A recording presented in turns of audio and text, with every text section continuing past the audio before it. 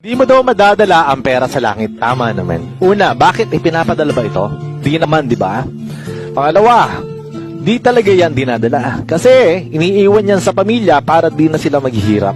Pangatlo, di nadadala ang yaman, pero maaari mo itong ipamana kahit alam mong wala ka na noong time na mga dumaan, pero yumaman ka, at least yung pamilya mo di na mahihirapan. Pangapat, mabuti na ang yaman ang meron ka bago ka umakyat sa langit kesa naman utang.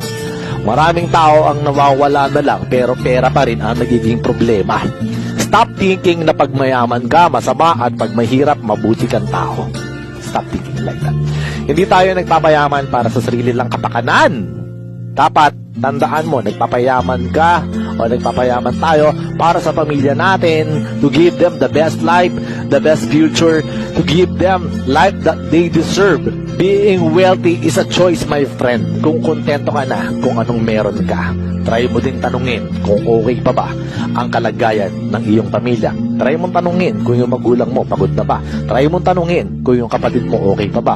O try mong tanungin kung anong pangarap ng mga anak mo in the future. Tandaan, we will be successful for our families, for our loved ones, and we will no longer hear ugly thoughts from people with no dreams in life. That's the good talk for today.